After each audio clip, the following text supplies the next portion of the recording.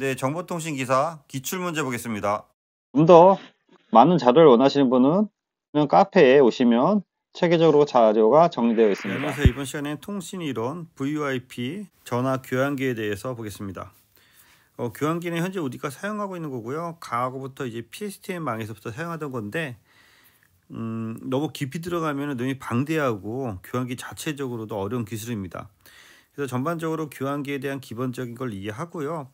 특히 여기서는 공통선 신호 방식에 대해서 이해를 해줬으면 하는데요. 그게 공통선 신호 방식과 통화로 신호 방식이 있는데 공통선 신호 방식이 좀 더 개선된 통신 방식이다. 그래서 이거를 우리가 넘버 7 신호 방식이라고 합니다.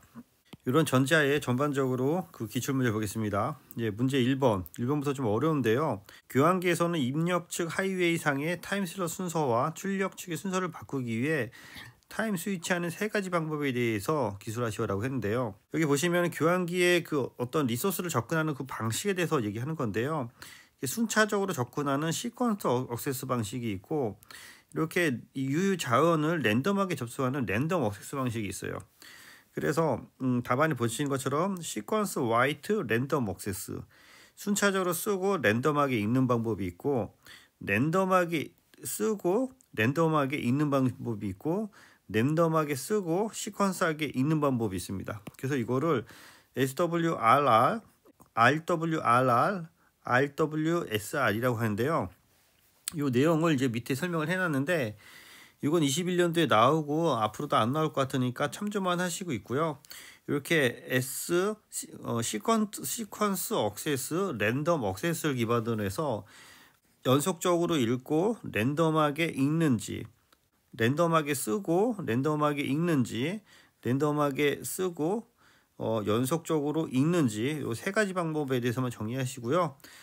아래는 그 메모리 그 교환기에서 동작하는 방식에 대해서 설명해 놓은 건데 참 좀 하십시오. 너무 깊이 들어가면은 시간이 낭비될 수 있고 앞으로 잘 나오지 않을 거로 보고 있습니다. 그래서 출제 빈도는 하루 보고 있습니다. 예, 2번 다음 각 물음에 답하시오에서 이건 2011년 16년도에 여기 NGN이 상당히 유행했을 때 나온 문제고요. 넥스트 제너레이션 네트워크이라 그래서 차세대 통신망이라고 하는 부분이죠. 그래서 세 가지 계층 쓰시오에서 서비스 계층, 그래서 응용 계층에 해당하는 거고요. 이걸 제어하는 제어 계층에서 유무선 통신 및 소프트 스위치 플랫폼을 제어하는 부분, 그다음에 전송 계층에서 유무선 통합 패킷망이라든지 전달에 관한 계층이 되겠습니다. 그래서 NGN을 구성하는 거는 주로 음성 교환기와 연동되는 부분인데요. 이게 그 VoIP 교환기와 연결되는 부분으로 이해하시면 될 것 같아요. 그래서 이를 위해서 소프트 스위치가 있고 미디어 게이트웨이가 있고 액세스 미디어 게이트웨이 있고 여기 PSTN과 VoIP를 연결을 하는 트렁크 미디어 게이트웨이가 있고 기존 통신망을 연결하는 레지던트 게이트웨이가 있습니다. 이건 뒤에 서머리에도 정리해 놨기 때문에 서머리를 보시면서 정리하시기 바랍니다.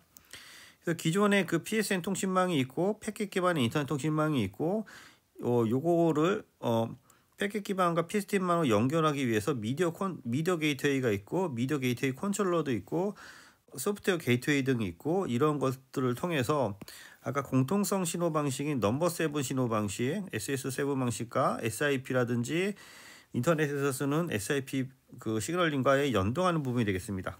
소프트 스위치는 소프트웨어 기반의 스위칭 기술 제공하는 거고요. 미디어 게이트웨이는 회선 교환 자원과 패킷 네트워크 사이에서 매체 교환을 하는 거고 액세스 미디어 게이트웨이는 회선 교환망과 패킷 교환망 사이에서 음성 미디어의 처리 및 변환을 수행하는 장치로서 인터넷에서 만들어진 IP를 음성 신호의 공중망으로의 그 우리 PCM 신호로 변환하거나 그 반대 기능을 하는 것이 되겠습니다. 트렁크 게이트웨이 또는 트렁크 미디어 게이트웨이는 회선 교환망인 PSTN망과 패킷망을 접속시켜주는 거고요. 레지던트 게이트웨이는 홈 네트워크를 구성할 경우 홈에서 각종 통신망을 연결하는 부분인데요. 요 뒤에 우리 200제 서머리에 정리되어 있으니까 다시 한번 확인해 보시기 바랍니다. 예, 문제 3번. 통신망이 각 단말을 구성하는 데 필요한 번호의 구성 방법과 부여 방법을 번호 계획이라고 한다. 이와 관련된 번호 부여 방식 두 가지를 서술하시오라고 했는데요. 2021년도에 나왔는데 이거 상당히 어려운 문제고 이 부분에 대해서 공부를 안 하면 풀 수가 없는 문제인 것 같습니다. 크게 번호 계획은 국내 번호 계획이 있고 국제 번호 계획이 있고 데이터망 번호 계획으로 크게 세 가지로 나눠집니다. 그래서 국내 번호는 최대 13자리 구성되어 있고요. 통신망 번호, 지역 번호, 국번호, 가입자 번호로 쓰고 있고요. 국제 번호는 크게 15자리로 구성되어 있고 데이터망은 최대 14자리로 구성되어 있습니다. 저도 요거를 정리하면서 알게 됐는데요. 이건 이제 기사에도 안 나오는 부분이 이게 기사에 나와서 상당히 어렵게 나온 것 같습니다. 그래서 밑에 그 전화망 번호 계획에서 정리했고요. 통신망 번호, 지역 번호, 국번호, 가입자 번호 이렇게 나눠진다. 그래서 통신망 번호, 데이터망은 통신망 번호, 데이터 국번호, 가입자 번호 나눠진다고 해서 이건 참조만 하시고요.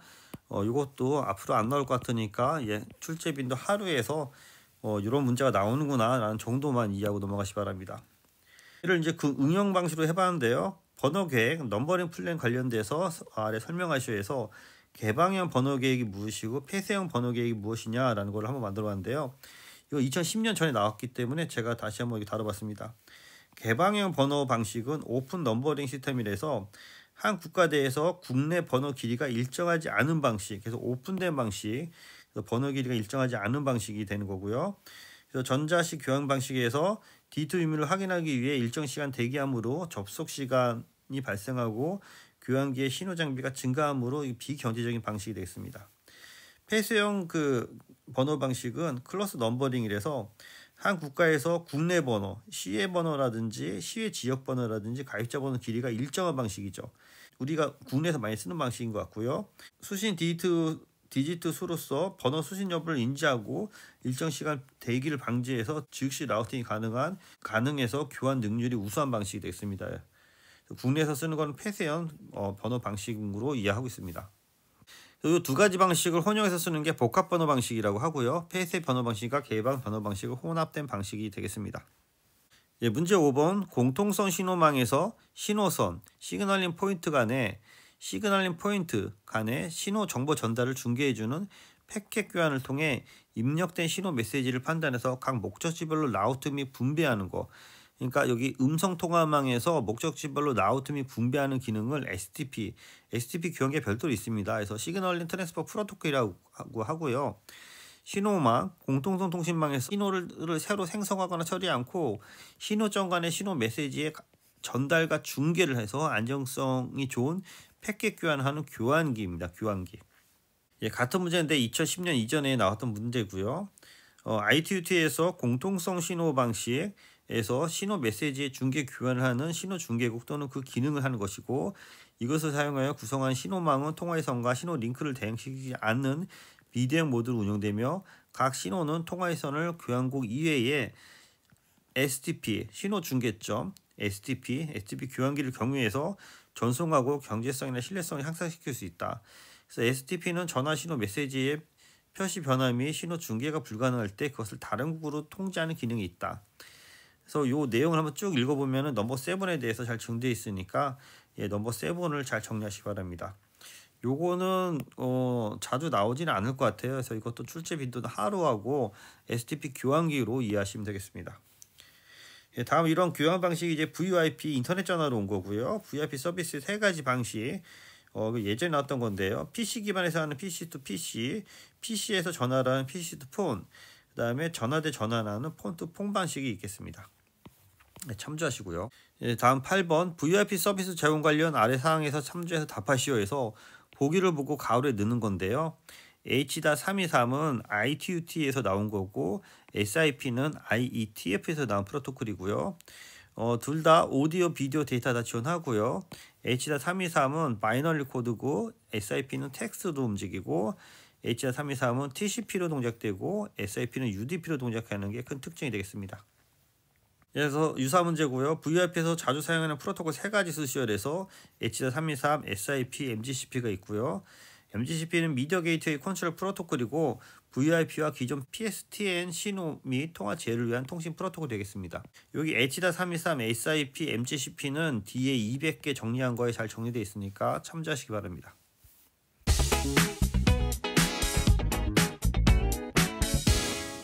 VoIP 관련된 그 호처리 방법인데요. H.232, SIP, MGCP, 메가코, UC 이런 것들이 기존의 VIP고 요 뒤에는 이제 그 교환 방식으로 하는 거죠. H.323은 IP 네트워크에서 비디오, 그러니까 동영상 관련된 멀티미디어 데이터를 실시간 전송하기 위한 규정 프로토콜이다. 그래서 이제 PSTN이라든지 VF 전화기가 있는데 초반에는 SIP 프로토콜하고 H.323하고 경쟁을 많이 했는데 H.323은 주로 이제 영상으로 많이 흘러가게 됐습니다. 그래서 H.323 게이트웨이에 이렇게 뭐 화상 처리하는 부분과 연결되는 부분이고요. 구성 요소는 뭐 터미널이라든지 게이트웨이, 게이트 키퍼 등등이 있고 MCU라고 해서 다재간 통화 구성을 위한 멀티 컨트롤 유닛이 있습니다. 통신 방법은 직접 통신하거나 게이트웨이를 통한 통신을 하는데요. 여기 검색에서 호 설정하고 H.265를 사용해서 오디오 비디오를 그 세션을 열어서 RTP라든지 RTCP로 해서 호를 연결하고 호를 종료하는 부분인데 그러니까 H.323은 영상이라든지 멀티미디어를 위해서 나왔다. 뭐 그 정도만 아시고요. 실질적으로 쓰는 거는 IETF에서 워킹그룹에서 정의한 SIP 프로토콜인데요. 이렇게 SDP라든지 SIP라든지 RTP라든지 이런 것들이 TCP나 UDP로 연결돼서 IP 통신을 하는 겁니다. SDP는 세션 디스크립션 프로토콜, RTP는 실시간 전송을 위한 리얼타임 프로토콜, 얘를 컨트롤하기 위한 RTCP, RTP 컨트롤 프로토콜이 있습니다. 그래서 SIP는 세션 이니시에이션 프로토콜로 이 SIP의 양어는 꼭 정리해 두셔야 됩니다. SIP 세션 이니시에이션 프로토콜. 그래서 호 연결에 초점을 이루고 있고요. H.323에 비해서 구현이 좀 단순합니다. 그래서 텍스트 기반의 프로토콜이고 주로 여기 보시는 것처럼 유저 에이전트랑 여기 보면 UAS라고 해서 유저 서비스 에이전트 그 서버가 있고요. SIP 서버라고 해서 프록시라든지 리다이렉트 또는 네지스트라는 등록하는 서버들이 있는데 간단히 얘기하면은 여기 그 전화 단말기 간에 통신하기 위해서 그 SIP 그 서버에 인바이트를 넣어서 인바이트에 대한 응답 메시지를 받고 그 응답 메시지를 받아서 이제 통화가 이루어져서 통신을 하고 통신이 다 끝나면은 이렇게 세션을 끊는 그런 과정이 있습니다. 이런 식으로 SIP가 움직이구나 라는 정도만 아시면 될 것 같고요. 또한 그 MGCP라 해서 외부 망의 호처리 장비에 의해서 미디어 게이트웨이가 될 수 있도록 미디어 게이트웨이 컨트롤러와 미디어 게이트 간의 컨트롤하는 프로토콜이 있습니다. 그래서 우리가 이거를 미디어 게이트웨이 컨트롤 프로토콜이라고 하는데요. 여기 보시는 것처럼 기존의 레지던트 게이트웨이는 기존의 PSTN이라든지 그 전화기를 쓰는 부분과 연동되는 부분이 되는 거고요. 이런 것들이 그 콜 에이전트라든지 SIP 게이트웨이를 통해서 여기 VIP 전화기라든지 PSTN 전화기랑 이렇게 연동되는 부분입니다. 그래서 이런 것들을 연동하기 위해서는 레지던트 게이트웨이가 있고 트렁크 게이트웨이가 있고 콜 에이전트라든지 MGCP라든지 메가코 등에 대한 프로토콜로 해서 이런 통신이 이루어진다. 기존에 다시 설명해 드리면 기존의 IP만과 연결되는 부분이 레지던트 게이트웨이가 되는 거고요.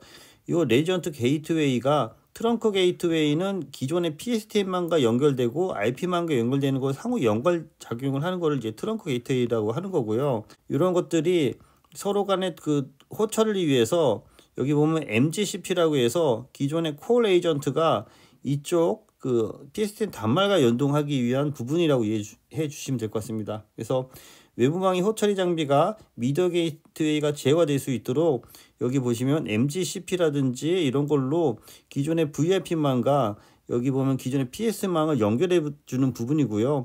그 사이에 STP 교환기라 해서 신호 제어하는 교환기가 들어가는 부분이 되겠습니다.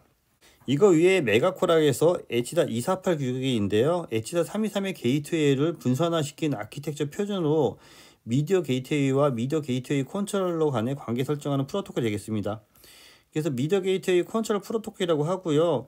여기 보면 시그널 게이트웨이라든지 미디어 게이트웨이 컨트롤러 등과 연결이 되는데요. 기존의 PSTN과 여기 보면 인터넷망과 연결되는 이런 프로토콜이 있다. 뭐 그 정도로 이해하시고요. UC는 유니파이드 커뮤니케이션에 대해서 사내에서 우리가 그 메신저처럼 사용하는 그런 프로그램이 되겠습니다. 그래서 UC는 네트워크와 통신 장비 소프트웨어 등을 통하여 기업이 커뮤니케이션 시스템을 인터넷을 기반해서 만들어진 통신 환경이고요. 예전에는 이런 그 프로그램이 없었는데 그 PC라든지 그 사무실에서는 단말에 메신저 같은 걸 깔아서 VoIP 전화도 쓸 수 있고 또 데이터 통신도 할 수 있게 만들어 놓은 게 UC입니다. 그래서 기업 내 다양한 커뮤니케이션 도구인 메신저, 이메일, 전화뿐만 아니라 화상회의, 커뮤니케이션 등 하나의 IP 텔레포니 기반의 통합한 것으로서 VoIP, PSTN 등등을 효과적으로 사용하는 기술이 되겠습니다. 예, 오늘은 여기까지 정리하겠습니다. 네, 수고했습니다.